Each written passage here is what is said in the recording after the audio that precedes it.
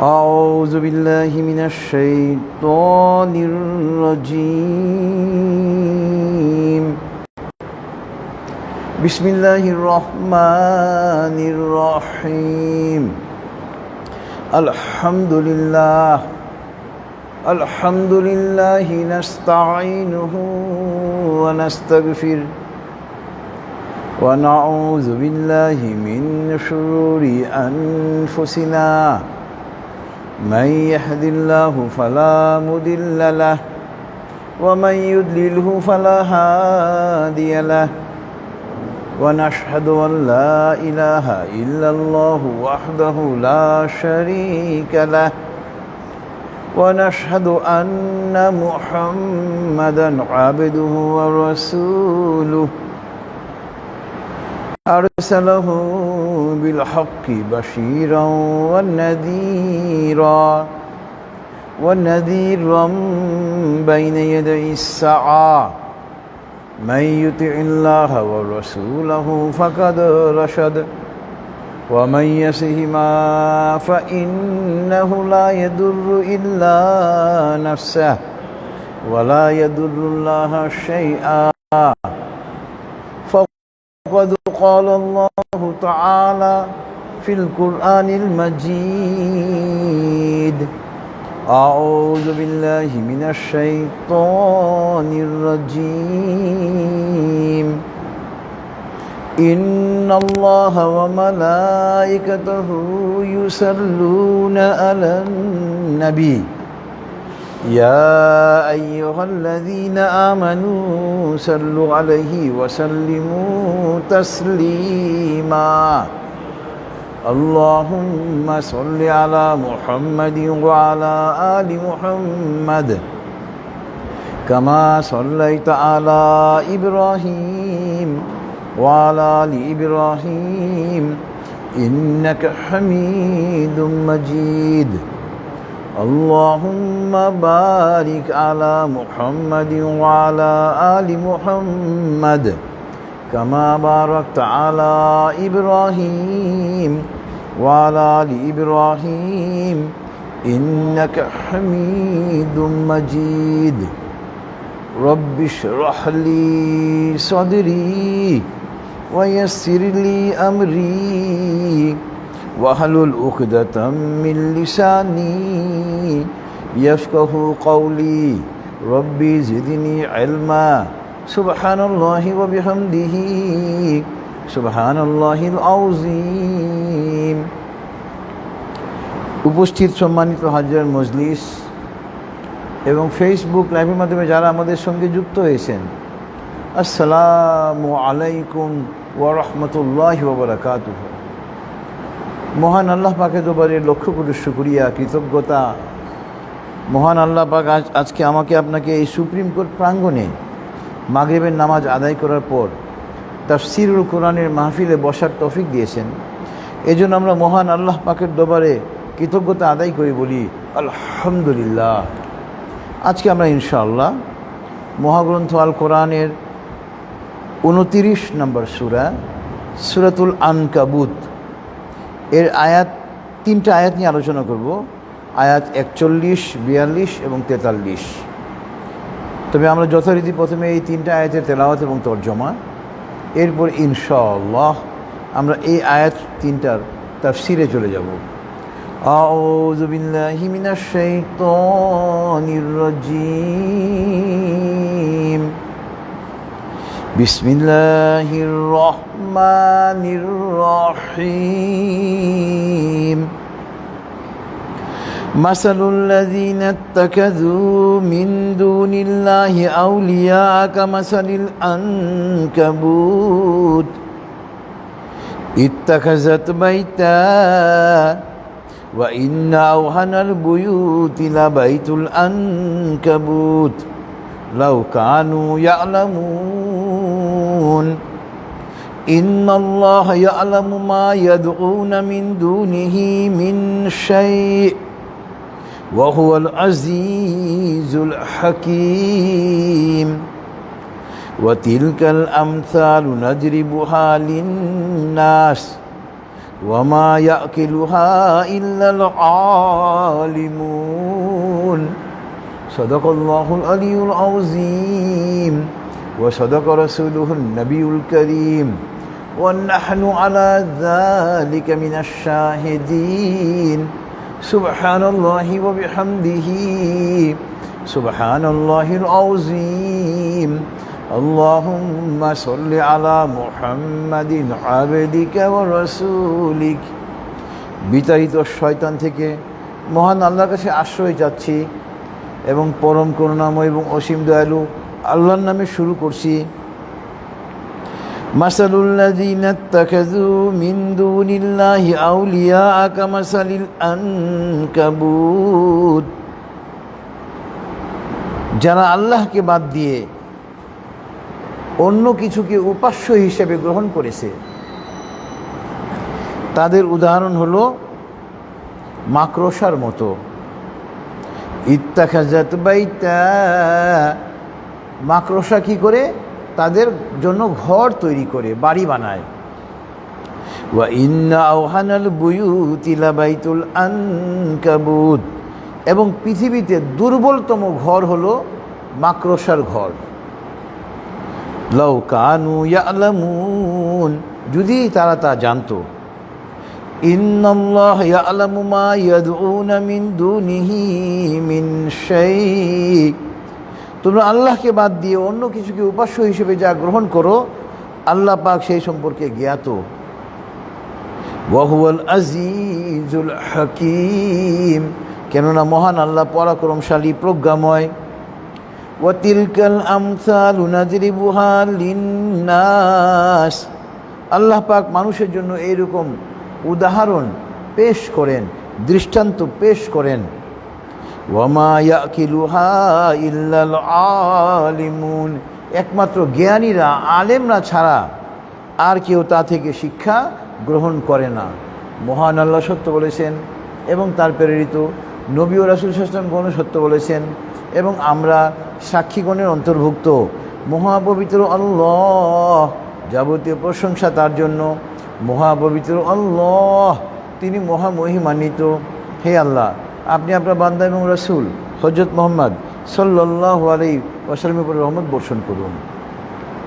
এটা গেল মহাগ্রন্থ আল কোরআনের 29 নম্বর সূরা, সূরাতুল আনকাবুতের আয়াত 41, 42 এবং 43-এর তেলাওয়াত এবং তর্জমা। আল্লাহ পাক এখানে একটা অত্যন্ত নগণ্য একটা প্রাণীর উদাহরণ দিচ্ছেন। আমরা প্রথমে তার আগে চলে যাব ইসলামের মূল শিক্ষা কি।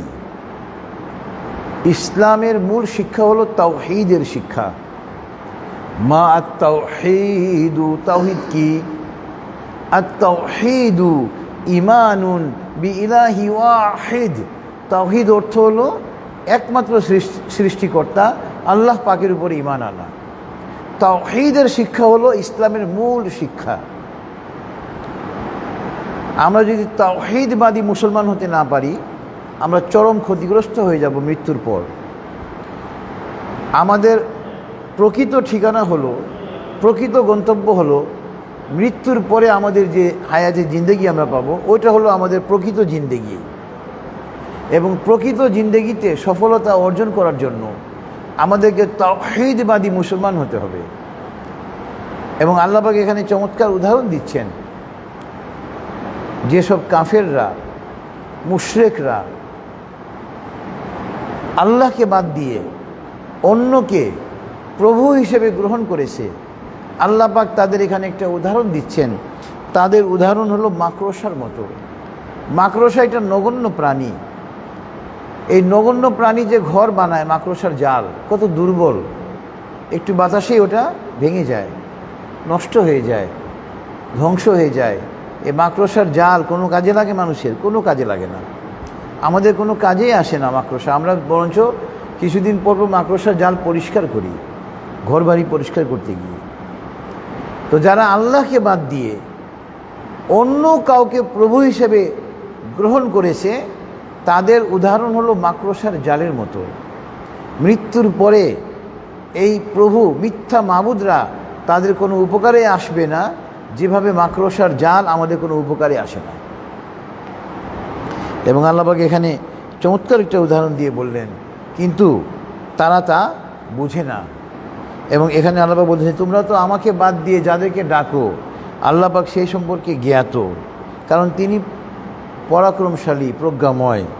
এবং এখানে আল্লাহ পাক বলতেছেন, আমি এই যে একটা মাকড়সার উদাহরণ দিয়েছি তোমাদেরকে, এবং আল্লাহ পাক মহাগ্রন্থ আল কোরআনে আরও বহু উদাহরণ দিয়েছেন। তা আল্লাহ পাক বলতেছেন, আমি মানুষকে এরকম উদাহরণ দিয়ে থাকি কেন? মানুষ যেন বুঝে, তাওহীদের দিকে মানুষ যেন ধাবিত হয়। কিন্তু অত্যন্ত দুর্ভাগ্যের বিষয় হলো, ওয়ামা ইয়াকিলুহা ইল্লাল আলিমুন, একমাত্র আলেমরা ছাড়া, জ্ঞানীরা ছাড়া আপনার তারা কি করে এই শিক্ষা থেকে আর কেউ শিক্ষা গ্রহণ করে না। একমাত্র আলেমরা, একমাত্র যাদের কোরআন এবং হাদিসের জ্ঞান আছে, একমাত্র তারা ছাড়া আর কেউ তা থেকে শিক্ষা গ্রহণ করে না। এবং আমরা প্রথমেই চলে যাব এই আয়াতের তাফসীরের সাথে প্রাসঙ্গিক কিছু আয়াতে। প্রথম আয়াত হলো আজকে তাফসীরের সঙ্গে প্রাসঙ্গিক আয়াত। এখানে আল্লাহ পাক একটা মশার উদাহরণ দিয়েছেন, মাকড়সার উদাহরণ দিয়েছেন। এই আয়াতের সাথে সংশ্লিষ্ট আয়াত হলো, প্রাসঙ্গিক আয়াত হলো মহাগ্রন্থ আল কোরআনের 2 নম্বর সূরা সূরাতুল বাকারার আয়াত নম্বর 26। সূরাতুল বাকারার আয়াত নম্বর 26-এ মহান আল্লাহ পাক বলতেছেন, ইন্নাল্লাহা লা ইস্তাহি আন ইয়াদরিবা মাসালাম মা বাউদাতান ফামা ফাওকাহা فأما الذين آمنوا فيعلمون أنه الحق من ربهم وأما الذين كفروا فيقولون ماذا أراد الله بهذا مثلا يضل به كثيرا ويهدي به كثيرا وما يضل به إلا الفاسقين ইন্নাল্লাহা লা ইস্তাহি আন ইয়াদরিবা মাসালাম মা বাউদাতান ফামা ফাওকাহা। আল্লাহ পাক এই যে সূরাতুল আনকাবুতে মাকড়সা, আনকাবুত মানে মাকড়সা, ওই আয়াতে আল্লাহ পাক আনকাবুত শব্দটা ব্যবহার করেছেন। এই জন্য 29 নম্বর সূরাকে সূরাতুল আনকাবুত নামে নামকরণ করা হয়েছে। তো আল্লাহ পাক মাকড়সার কথা বলেছেন ওই সূরায়। আল্লাহ পাক বলতেছেন মাকড়সা তো একটা নগণ্য প্রাণী। এমনকি আল্লাহ পাক মাছির উদাহরণও দিয়ে দেন। এবং আমরা পরবর্তীতে এই আয়াতটা পাবো। আল্লাহ পাক ছোট্ট একটা প্রাণীর, একটা মশা, মাছি, কীট পতঙ্গের উদাহরণ দিতেও আল্লাহ পাক কী করেন? লজ্জাবোধ করেন না। এবং বলতেছেন, আল্লাহ পাক বলতেছেন, আমি যখন এগুলো উদাহরণ দিই, ঈমানদাররা আমার এই উদাহরণকে সঠিক বলে ধরে নেয় এবং তারা জানে যে এটা তাদের প্রভুর নিকট থেকে উদাহরণ দেওয়া হয়েছে। কিন্তু আপনার কাফেররা, মুশরিকরা, মুনাফিকরা তারা কি বলে যে আল্লাহ পাক এত ছোট ছোট বস্তু, কীট পতঙ্গের উদাহরণ দিচ্ছেন, তারা এটাকে নিয়ে তামাশা করে, ঠাট্টা করে, বিদ্রূপ করে। আল্লাহ পাক বলতেছেন, এই যে আমি মহাগ্রন্থ আল কোরআন নাজিল করেছি, মহাগ্রন্থ আল কোরআন থেকে অনেকে কি হবে? সঠিক পথে পরিচালিত হবে, আবার অনেকে পথভ্রষ্ট হবে। তবে পথভ্রষ্ট কারা হবে? যারা অবাধ্য, একমাত্র তারাই পথভ্রষ্ট হবে। ইসলাম একটা চমৎকার ধর্ম এবং ইসলামের মূল শিক্ষা হলো তাওহীদের শিক্ষা। আল্লাহ পাক নানাভাবে মানুষকে তাওহীদের দিকে আহ্বান করেছেন। এটা ছিল সূরাতুল বাকারার আয়াত নম্বর 26। এরপরে আজকে তাফসীরের সঙ্গে প্রাসঙ্গিক আয়াত হলো সূরাতুল বাকারারই আয়াত নম্বর 116 এবং 117। যেহেতু তাওহীদের আলোচনা হচ্ছিল, আয়াত নম্বর 116 এবং 117 সূরাতুল বাকারা এটা প্রাসঙ্গিক। এখানে আল্লাহ পাক বলতেছেন, وقالوا اتخذ الله ولدا سبحانه بل له ما في السماوات والأرض كل له قانتون بديع السماوات والأرض وإذا قضى أمرا فإنما يقول له كن فيكون। কাফেররা বলে, কি বলে? মহান আল্লাহ পাক সন্তান গ্রহণ করেছে। আল্লাহ পাক উত্তর দিচ্ছেন, সুবহানাহু, তিনি তো তা থেকে পবিত্র। আমরা 5 ওয়াক্ত নামাজে রুকুতে গিয়ে পড়ি সুবহান রাব্বিয়াল আযীম, সেজদায় গিয়ে পড়ি সুবহান রাব্বিয়াল আলা। আমরা আল্লাহ পাকের পবিত্রতা বর্ণনা করি। সুবহানুন মানে পবিত্র, সুবহানাল্লাহ মানে আল্লাহ পবিত্র। তো আমার মহান আল্লাহ তিনি পবিত্র। আমি রুকুতে গিয়েও বলতেছি, সিজদায় গিয়েও বলতেছি। আল্লাহ পাক কেমন পবিত্র?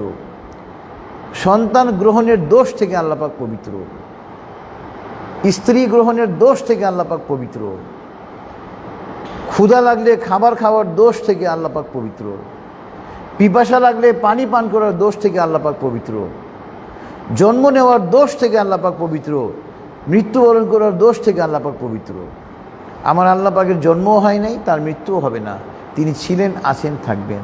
তার কোনো খাবারের প্রয়োজন হয় না, পানীয়ের প্রয়োজন হয় না, স্ত্রীর প্রয়োজন হয় না জৈবিক চাহিদা পূরণের জন্য। আল্লাহ পাক এইসব দোষ থেকে পবিত্র।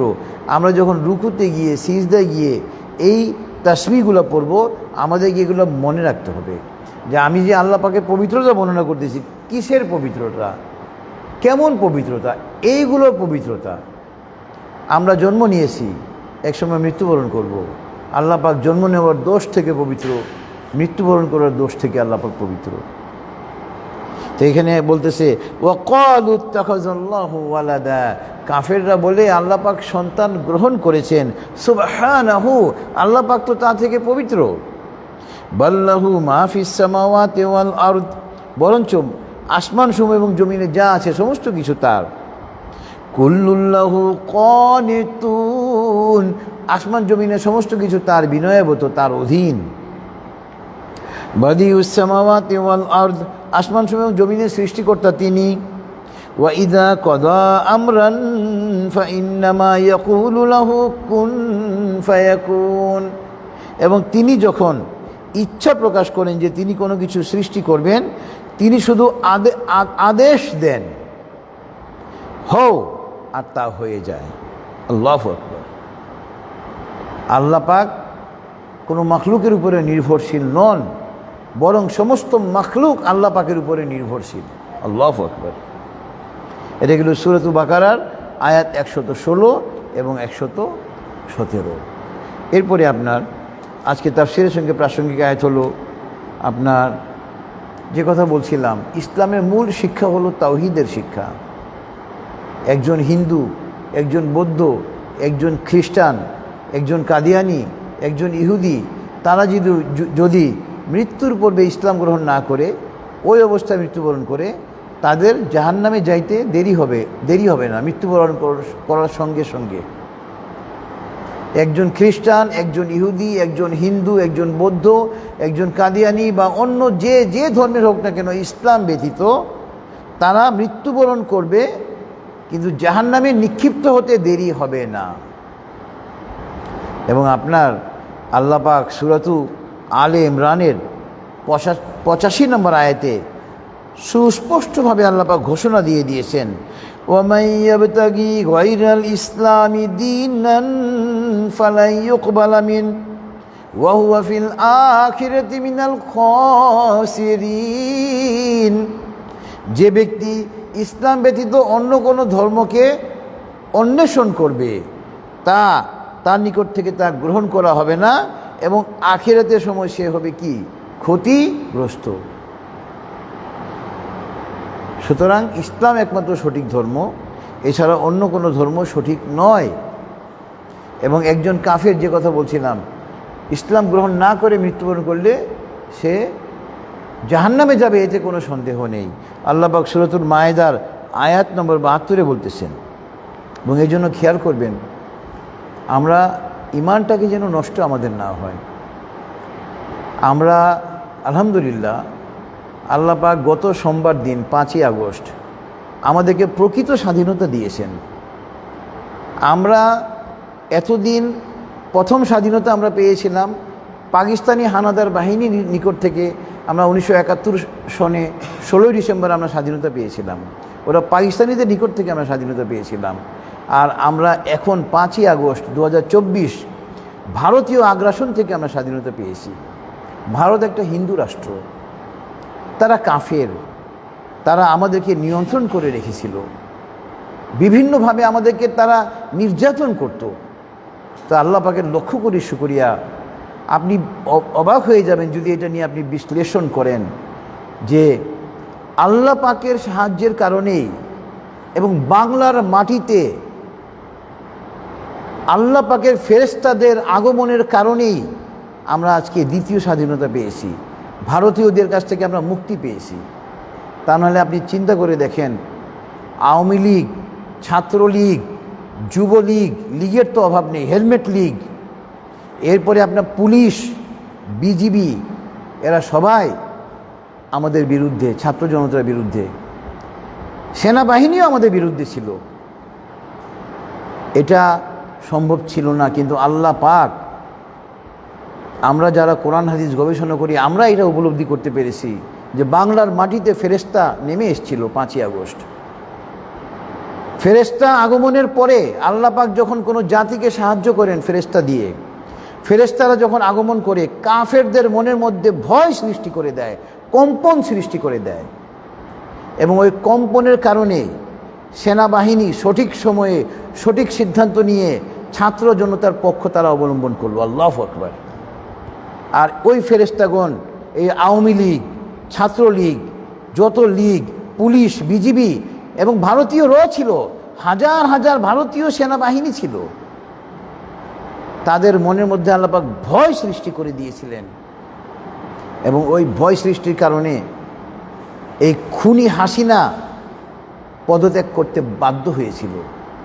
আপনারা কখনো তাকে শেখ হাসিনা বলবেন না। শাইখ শব্দ মানে প্রধান, এটা আরবি শব্দ।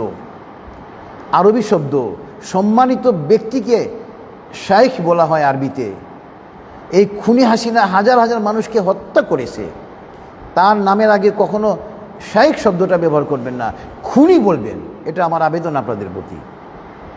তো আল্লাহ পাকের লক্ষ কোটি শুকরিয়া, আল্লাহ পাক আমাদেরকে গত 5ই আগস্ট সোমবার বাংলাদেশে দ্বিতীয় স্বাধীনতা, প্রকৃত স্বাধীনতা, কাফেরদের থেকে স্বাধীনতা দিয়েছে।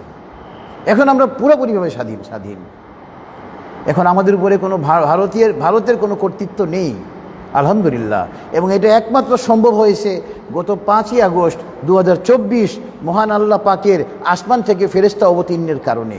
আমরা যারা কোরআন হাদিস গবেষণা করি, আমরা এটা উপলব্ধি করতে পেরেছি। আপনারা করতে পারবেন না, আমরা করেছি। আপনারা যদি একটু গবেষণা করেন তাহলে আপনাদেরও উপলব্ধি এসে যাবে যে মহান আল্লাহ পাকের ফেরেশতা ছাড়া এই দেশটা দ্বিতীয় স্বাধীনতা পায়নি। আল্লাহু আকবার। এই জন্য আমরা মহান আল্লাহর কাছে কৃতজ্ঞতা জানাই। তো যে কথা বলছিলাম, একজন কাফের, একজন হিন্দু, একজন বৌদ্ধ, একজন ইহুদি, একজন কাদিয়ানি, আপনার কখনো তারা জান্নাতে যেতে পারবে না। তারা মৃত্যুবরণ করার সঙ্গে সঙ্গে জাহান্নামে নিক্ষিপ্ত হবে। আল্লাহ পাক সূরাতুল মায়েদার আয়াত নম্বর 72 বলতেছেন, ইন্নাহু মান ইউশরিক বিল্লাহি ফাকাদ হারামাল্লাহু আলাইহিল জান্নাহ ওয়া মাওয়াহুন নার ওয়া মা লিয-যালিমিনা মিন আনসার।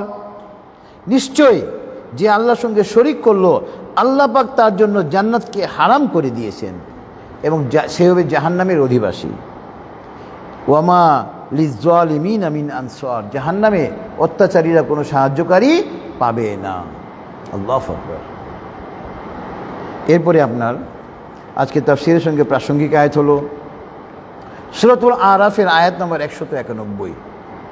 সূরাতুল আরাফের আয়াত নম্বর 191 আল্লাহ পাক বলতেছেন, আইয়ুশরিকুনা মা লা ইয়াখলুকু শাইআন ওয়া হুম ইখলাকুন।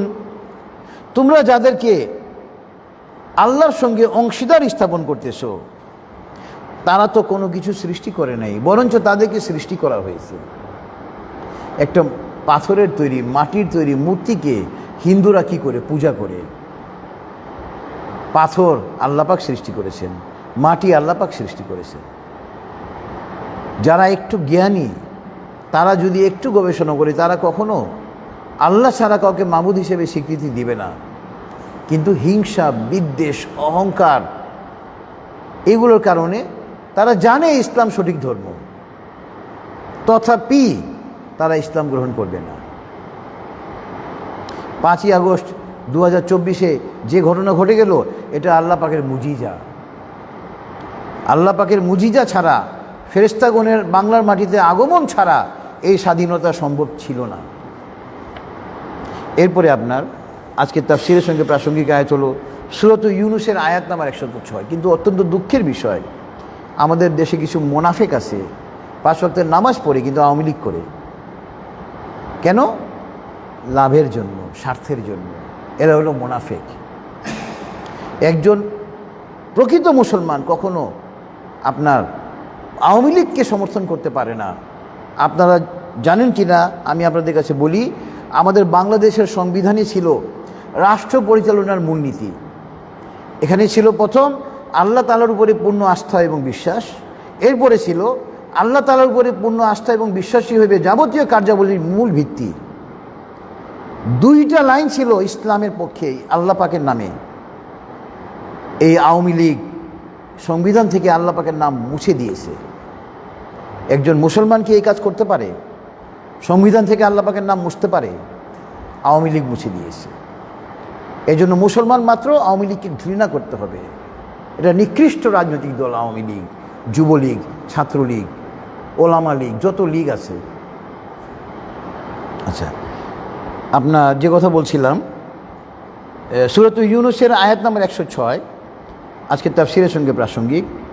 আয়াত নাম্বার 106 আল্লাহ পাক বলতেছেন, ওয়ালা তাদউ মিন দুনিল্লাহি মা লা ইয়ানফাউকা ওয়ালা ইয়াদুররুক ফাইন ফাআলতা ফাইন্নাকা ইযাম মিনাজ যালিমিন। ওয়ালা তাদউ মিন দুনিল্লাহি, তোমরা আল্লাহ ছাড়া কাউকে আহ্বান করো না, তোমরা আল্লাহ ছাড়া কাউকে প্রভু হিসেবে গ্রহণ করো না। কেননা মা লা ইয়ানফাউকা ওয়ালা ইয়াদুররুক, তাদের কোনো ক্ষমতা নেই যে তারা কি করবে, তোমাদের কোনো উপকার করবে বা কিংবা ক্ষতি করবে। এই যে হিন্দুরা মূর্তির পূজা করে, মূর্তির কোনো ক্ষমতা আছে মানুষের কোনো উপকার করার, কোনো ক্ষতি করার?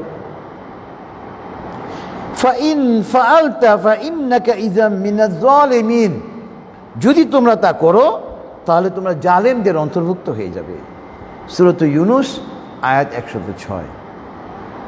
এরপরে আপনার আজকে তাফসীরে আলেমদের কথা এসছে। আল্লাহ পাক বলতেছেন যে এই যে সূরাতুল আনকাবুতের আয়াত নাম্বার 43 আল্লাহ পাক আলেমের কথা বলেছেন যে এই যে আমি উদাহরণগুলো পেশ করি, তাওহীদের জন্য মানুষকে উদাহরণগুলো পেশ করি, একমাত্র আলেমরা ছাড়া আর কেউ তা বুঝে না।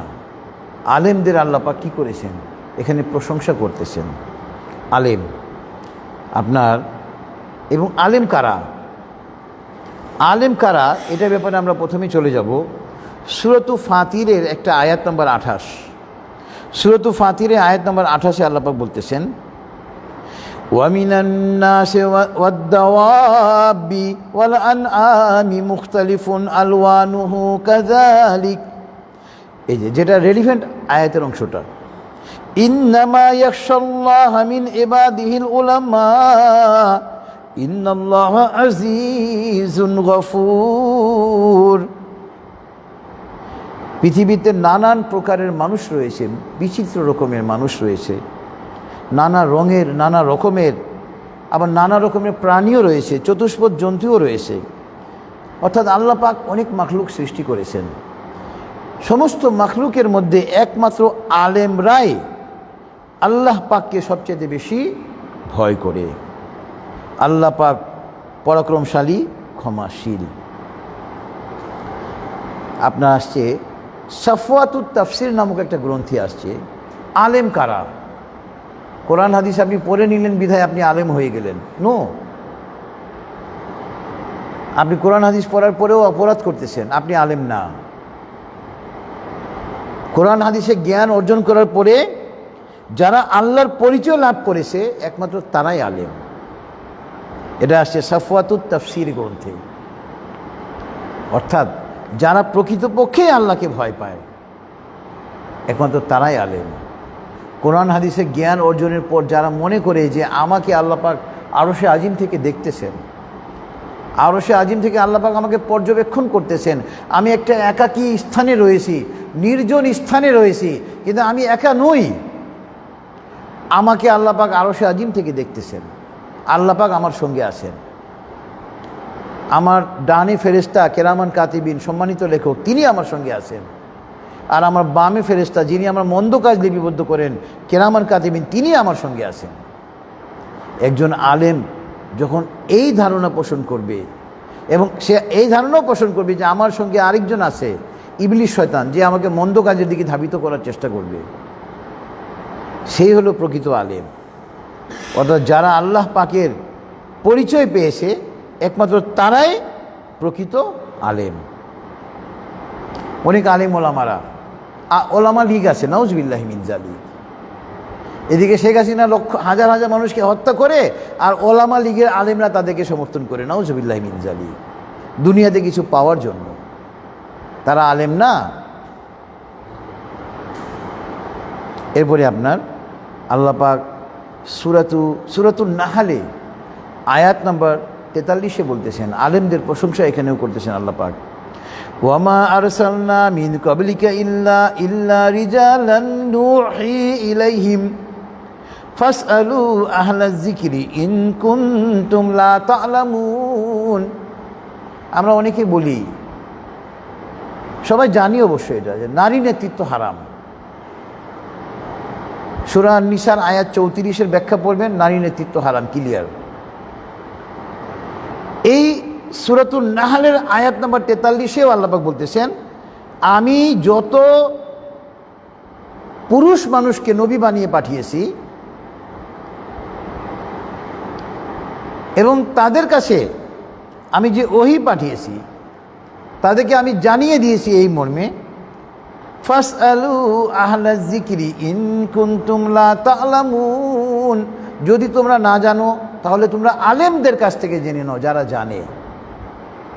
আল্লাহ পাক বলে নাই যে তুমি তোমার রাষ্ট্রপতির কাছে জিজ্ঞাসা করো, প্রধানমন্ত্রীর কাছে জিজ্ঞাসা করো, রাজার কাছে জিজ্ঞাসা করো, মন্ত্রীর কাছে জিজ্ঞাসা করো। নো, কোরআন এবং হাদিসে এলেম রয়েছে আলেমদের নিকটে।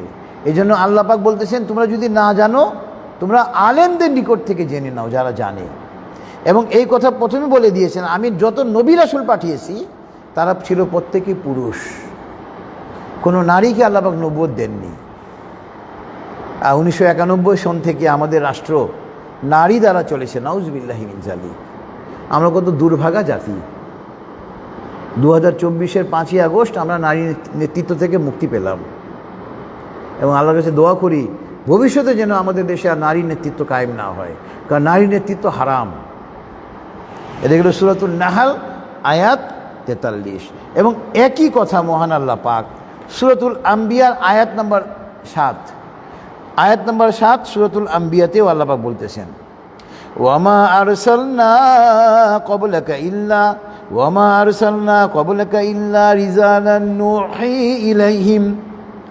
অর্থাৎ আমি পূর্বে যত রাসূল প্রেরণ করেছি তারা প্রত্যেকেই ছিল পুরুষ এবং তাদেরকে আমি এই মর্মে ওহী পাঠিয়েছি, ফাসআলু আহলায যিকরি ইন কুনতুম লা তা'লামুন, যদি তোমরা না জানো তাহলে আহলায যিকির আলেমদের কাছ থেকে জেনে নাও। আহলায যিকির মানে যারা কোরআন হাদিস সম্পর্কে জ্ঞান রাখে। আর আমরা আলেমদেরকে মূল্যায়ন করি না। মানুষ বলে মোল্লার দৌড় মসজিদ পর্যন্ত, নাউজুবিল্লাহি মিন যালিক। এই কথাগুলো কখনো বলবেন না। কোরআন হাদিসের জ্ঞান যাদের আছে তারা যে কত সম্মানিত ব্যক্তি মহান আল্লাহ পাকের কাছে, এই কথাটা কখনো বলবেন না। আপনার ওই কথা বলার কারণে হয়তো আপনি মহান আল্লাহ পাকের কাছে নিকৃষ্ট ব্যক্তি হয়ে যেতে পারেন। এরপরে আপনার এটা ছিল সূরাতুন নাহলের আয়াত নাম্বার 7। এরপরে আল্লাহ পাক বলতেছেন এটা সূরাতুল আম্বিয়া, আগেটা ছিল সূরাতুন নাহলের আয়াত 43, এরপরে সূরাতুল আম্বিয়ার আয়াত 7। দুই জায়গায় প্রায় একই কথা আল্লাহ পাক বলেছেন। এবং সূরাতুল আম্বিয়ার আয়াত নাম্বার 25 থেকে 27 এটাও আজকে আমাদের তাফসীরে প্রাসঙ্গিক। এখানে আল্লাহ পাক বলতেছেন, ওয়ামা আরসালনা মিন ক্বাবলিকা মির রাসূলিন ইল্লা নূহি ইলাইহি আন্নাহু লা ইলাহা ইল্লা আনা ফা'বুদুন ওয়া ক্বালু ইত্তাখাযার রাহমানু ওয়ালাদা সুবহানাহু বাল ইবাদুম মুকরামুন।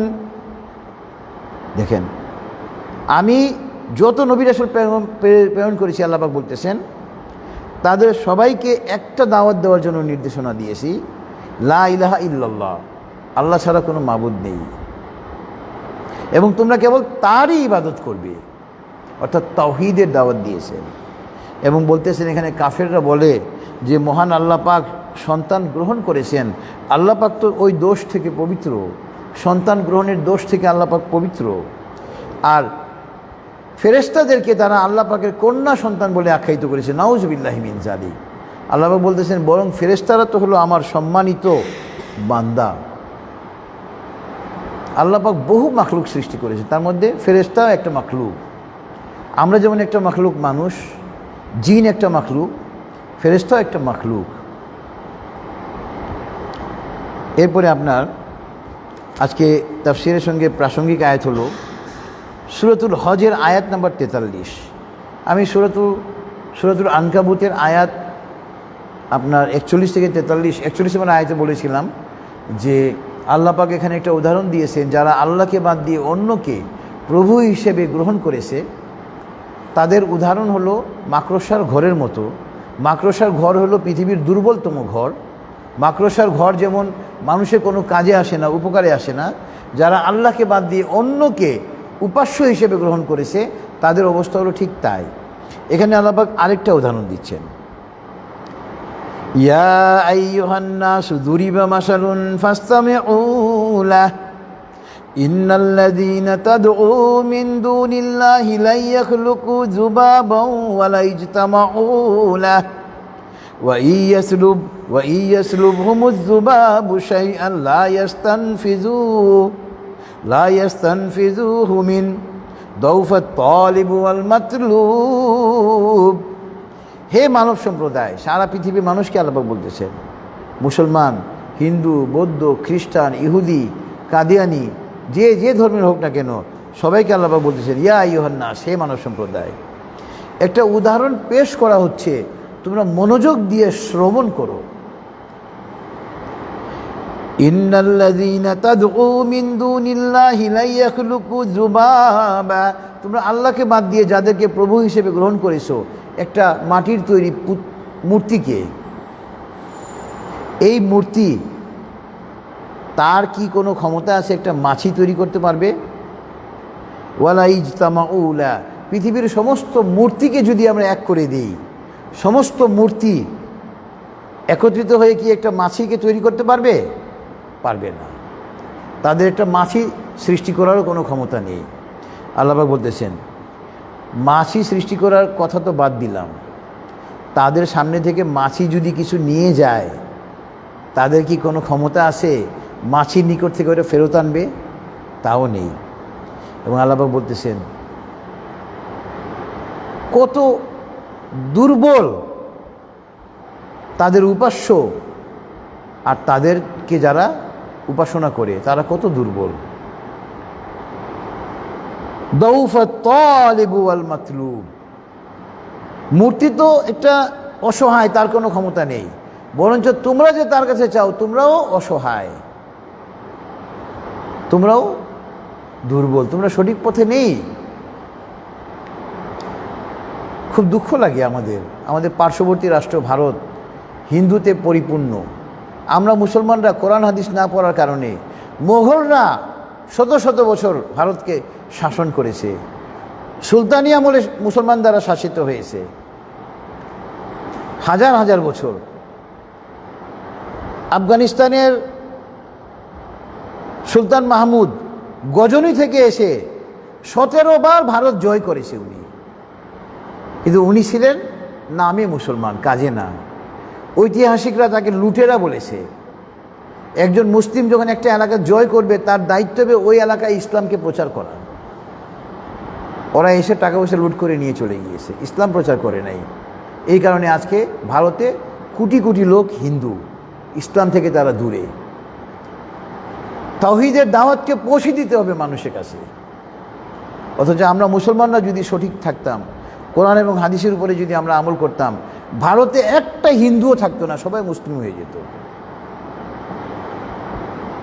আমরা তো কোরআন হাদিসের দাওয়াত তো মানুষকে দেই না, নিজেরাই কোরআন হাদিস পড়ি না, নিজেরা একটা করে নিজেদের মত বানিয়ে ওই মতে চলতেছি।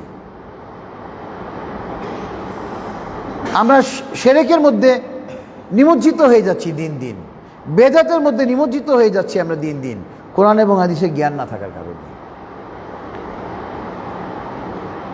আপনি চিন্তা করে দেখেছেন, দেওয়ানবাগী একটা ভণ্ড দল, অথচ সুপ্রিম কোর্টের অনেক বিচারপতি, সুপ্রিম কোর্টের সিনিয়র আইনজীবী, আর সাধারণ আইনজীবী তো বাদ দিলাম, তার মুরিদ নাউজুবিল্লাহি মিন যালিক। আপনার মাইজ ভান্ডারী, ও কি সঠিক পথে আছে? ভণ্ড। বহু লক্ষ লক্ষ লোক মাইজ ভান্ডারী মুরিদ। আমরা মুসলমানদেরকে সঠিক কোরআন এবং হাদিসের জ্ঞান আমরা পৌঁছে দিচ্ছি না, বিধায় আজকে এই অবস্থা। এই জন্য কোরআন হাদিসের সঠিক জ্ঞান অর্জন করা ছাড়া কোনো পথ নেই। তাওহীদের সঠিক জ্ঞান অর্জন করতে হবে। এই জন্য কোরআন হাদিসের মাহফিলে বসতে হবে, কোরআন হাদিস শেখার চেষ্টা করতে হবে। এরপরে আজকে তাফসীরের সঙ্গে একটা আয়াত, সর্বশেষ আয়াত, সূরাতুল হাসরের আয়াত নম্বর 21। যে কোরআন নিয়ে আলোচনা করছি ওই কোরআন সম্পর্কিত আয়াত। আল্লাহ পাক বলতেছেন সূরাতুল হাসর আয়াত 21, লাউ আনজালনা হাযাল কুরআনা আলা জাবালিন লারাআইতাহু খাশিআন মুতাশাদ্দিআন মিন খাশিয়াতিল্লাহ ওয়া তিলকাল আমসালু নাদরিবুহা লিন-নাসি লাআল্লাহুম ইয়াতাফাক্কারুন। আল্লাহ পাক বলতেছেন, আমি যদি এই কোরআনকে পাহাড়ের উপরে নাজিল করতাম, হে নবী আপনি দেখতেন এই কোরআন ভয়ে, আল্লাহর ভয়ে টুকরো টুকরো হয়ে যেত। আমি এসব উদাহরণ দিই মানুষকে, যাতে মানুষ এগুলো নিয়ে চিন্তা ফিকির করে গবেষণা করে। এই মহাগ্রন্থ আল কোরআনকে আল্লাহ পাক যদি পাহাড়ের উপরে নাজিল করতেন, পাহাড় ভয়ে টুকরা টুকরা হয়ে যেত। কেন? কোরআনের বিধিবিধান সে মানতে পারবে কি না, কোরআনকে ধারণ করতে পারবে কি না সঠিকভাবে, কোরআন থেকে সে পদস্খলন হয়ে যায় কি না তার, এই ভয়ে সে টুকরা টুকরা হয়ে যেত। আর আমরা কোরআন বুকে ধারণ করে সুদের ব্যবসা করি, নাউজুবিল্লাহি মিন যালিক। কোরআন বুকে ধারণ করে আমরা ঘুষ খাই, কোরআন বুকে ধারণ করে আমরা মিথ্যা কথা বলি। মিথ্যা মানুষকে কি করে? জাহান্নামের দিকে নিয়ে যায়। আর এখন আমাদের দেশে মিথ্যা কথা হয়ে গেছে, জাতীয় পর্যায়ে মিথ্যা চলে গিয়েছিল। এই আওয়ামী লীগের আমলে জাতীয় পর্যায়ে মিথ্যা চলে গিয়েছিল। ভোট যেদিন হবে তার আগের দিন রাত 12টায় ভোট হয়ে যায়, মানুষ ভোট কেন্দ্রে ঢুকতে পারে না। আর আমাদের খুনি হাসিনা প্রধানমন্ত্রী বলে সুষ্ঠু ভোট হয়েছে, সবাই ভোটাধিকার প্রয়োগ করেছে, নাউজুবিল্লাহি মিন যালিক। মিথ্যাকে জাতীয় পর্যায়ে নিয়ে গিয়েছিল এই খুনি হাসিনা। তো আলহামদুলিল্লাহ ভাই, আমরা এখন প্রকৃত স্বাধীনতা পেয়েছি। এই স্বাধীনতাকে ধরে রাখতে হলে কোরআন এবং হাদিসের জ্ঞান অর্জন করতে হবে। এছাড়া, এবং আপনি এক কথা মনে রাখবেন, মহান আল্লাহ পাকের অনুগ্রহ ছাড়া এই দেশ দ্বিতীয় স্বাধীনতা পায়নি। এরপর আমরা চলে যাব আজকে তাফসীরের সঙ্গে প্রাসঙ্গিক কিছু হাদিসে। আন আয়েশা রাদিয়াল্লাহু আনহা ক্বালাত কুলতু ইয়া রাসূলুল্লাহ ইবনে জুদআন ফিল জাহিলিয়াতি ইয়াসিলুর রাহিমা ওয়া ইয়াতইমুল মিসকিনা ফাহাল যালিকা নাফিউহু ক্বাল লা ইয়ানফাউহু রাওয়াহু মুসলিম। হযরত আয়েশা রাদিয়াল্লাহু আনহা হাদিসখানা বর্ণনা করেছেন এবং তিনি বলেন, আমি জিজ্ঞাসা করলাম, আমি বললাম, হে আল্লাহর রাসূল, ইবনে জুদান আইএমএ জাহিলিয়াতের আমলে মারা গিয়েছিল, অর্থাৎ সে কাফের হয়ে মারা গিয়েছিল। তাওহীদের দাওয়াতকে সে গ্রহণ করে নাই, তাওহীদবাদী মুসলমান সে ছিল না, কাফের অবস্থায় মারা গিয়েছিল ইবনে জুদান। কিন্তু লোকটা এত ভালো ছিল যে তার দুইটা ভালো গুণ ছিল। সে কি করত? দুইটা ভালো গুণের মধ্যে সে তার আত্মীয় স্বজনদের সঙ্গে ভালো সম্পর্ক রেখেছিল, আত্মীয় স্বজনদেরকে সাহায্য সহযোগিতা করত, আর মিসকিনদেরকে খাবার খাওয়াতো। কিন্তু সে মারা গিয়েছে কাফের অবস্থায়। তার এই দুইটা গুণের কারণে সে কি কোনো প্রকার উপকার পাবে? পরকালে কি জাহান্নাম থেকে মুক্তি পাবে? এই দুটো উপকার কি, এই দুটো ভালো কাজ কি তার কোনো উপকারে আসবে? আল্লাহ রাসূল বললেন, লা ইয়ানফাহু, কোনো উপকারে আসবে না। এই যে মাদার তেরেসা দেখেন কত ভালো কাজ করতেছে, মৃত্যুবরণ করার সঙ্গে সঙ্গে জাহান্নাম। জর্জ বুশ, বিল ক্লিন্টন, ভারতের প্রধানমন্ত্রীরা, নরেন্দ্র মোদী মারা যাওয়ার সঙ্গে সঙ্গে জাহান্নামে চলে যাবে। তাদের মৃত্যু হতে দেরি হবে, জাহান্নামে যাইতে দেরি হবে না। আল্লাহ পাক সূরা মায়েদা আয়াত 72 বলে দিয়েছেন এবং এই হাদিসেও বলে দিয়েছেন আল্লাহ রাসূল সাল্লাল্লাহু আলাইহি ওয়াসাল্লাম। এরপরে হাদিস হলো আজকে তাফসীরের সঙ্গে প্রাসঙ্গিক। আন আবি হুরায়রা রাদিয়াল্লাহু আনহু আন্না রাসূলুল্লাহ সাল্লাল্লাহু আলাইহি ওয়াসাল্লাম সুইলা আইয়ুল আমালি আফদালু। আল্লাহ রাসূল সাল্লাল্লাহু আলাইহি ওয়াসাল্লামকে প্রশ্ন করা হয়েছিল কোন আমল সবচাইতে উত্তম, কোন কাজ সবচাইতে উত্তম। ফাকাল, নবী সাল্লাল্লাহু আলাইহি ওয়াসাল্লাম উত্তর দিলেন, ঈমানুন বিল্লাহি ওয়া রাসূলিহি, আল্লাহ এবং রাসূলের উপর ঈমান আনা সর্বশ্রেষ্ঠ কাজ। রাওয়াহুল বুখারী। আন উমর রাদিয়াল্লাহু আনহু قال قال النبي صلى الله عليه وسلم يا ابن الخطاب اذهب فنادي في الناس أنه لا يدخل الجنة إلا المؤمنون رواه মুসলিম। হযরত ওমর রাদিয়াল্লাহু আনহু থেকে হাদিসখানা বর্ণিত, তিনি বলেন আল্লাহ রাসূল সাল্লাল্লাহু আলাইহি ওয়াসাল্লাম আমাকে ডাক দিয়ে বললেন, হে ইবনুল খত্তাব, যাও মানুষদের মাঝে ঘোষণা দিয়ে দাও যে মুসলমান ছাড়া, ঈমানদার ছাড়া কেউ জান্নাতে যেতে পারবে না। রাওয়াহু মুসলিম। এরপরে আপনার হাদিস হলো আজকে তাফসীরের সঙ্গে লাস্ট হাদিস। আন আবি হুরায়রা রাদিয়াল্লাহু আনহু আন্না রাসূলুল্লাহ সাল্লাল্লাহু আলাইহি ওয়াসাল্লাম قال من كان يؤمن بالله واليوم الآخر فليقل خيرا وليصمت রাওয়াহু মুসলিম। যে আল্লাহ আবু হুরায়রা রাদিয়াল্লাহু আনহু হাদিসখানা বর্ণনা করেছেন, তিনি বলেন আল্লাহ রাসূল সাল্লাল্লাহু আলাইহি ওয়াসাল্লাম বলেছেন, যে ব্যক্তি আল্লাহ এবং পরকালের উপরে ঈমান আনে, হয় সে ভালো কথা বলবে, না হয় চুপ থাকবে। রাওয়াহু মুসলিম। আমরা এখন আমাদের সমাজে দেখি বেশি কথা বলতে পারলে নিজেদেরকে আমরা স্মার্ট মনে করি। না, সহিহ হাদিস হলো মান সমাতা নাজা, যে চুপ থাকে সেই নাজাত পায়। এজন্য কথা যত কম বলা যায়, বিশেষ করে ধর্ম নিয়ে আমরা বাড়াবাড়ি করব না। আমি যদি আলেম না হই, ধর্ম নিয়ে আমি কোনো তর্ক করব না। আমাদের অল্প জ্ঞান হলেই ধর্ম নিয়ে তর্কাতর্কি, মারামারি, হানাহানি। ওরা দোয়ালিন জোরে বলবে না আসতে বলবে, আমিন কি জোরে বলবে না আসতে বলবে, এগুলো নিয়ে তর্ক। রফা ইয়াদাইন, হাত উঠাবে কি উঠাবে না, এটা নিয়ে মারামারি। এগুলো হলো আপনার যারা রফা ইয়াদাইন করে তারাও সঠিক, আমরা যারা হানাফি মাযহাব করি না তারাও সঠিক। যারা জোরে আমিন বলে তারাও সঠিক, যারা আসতে বলে তারাও সঠিক। এইসব তুচ্ছ বিষয় নিয়ে ইসলামে আমাদের মধ্যে বিভেদ সৃষ্টি করা যাবে না। এই জন্য কথা যত কম তত ভালো। সহিহ হাদিসে এসছে মান সমাতা নাজা, যে ব্যক্তি চুপ থাকে সেই নাজাত পায়। আল্লাহু আকবার। তো আলহামদুলিল্লাহ দোয়া হবে। তো আমরা সবাই এবার দরুদ ইব্রাহিম পড়ি। আল্লাহুম্মা সাল্লি আলা মুহাম্মাদ ওয়া আলা আলি মুহাম্মাদ কামা সাল্লাইতা আলা ইব্রাহিম ওয়া আলা আলি ইব্রাহিম ইন্নাকা হামিদুম মাজিদ। আল্লাহুম্মা বারিক আলা মুহাম্মাদ ওয়া আলা আলি মুহাম্মাদ কামা বারাকতা আলা ইব্রাহিম ওয়া আলা আলি ইব্রাহিম ইন্নাকা হামিদুম মাজিদ। আল্লাহুম্মা আমিন।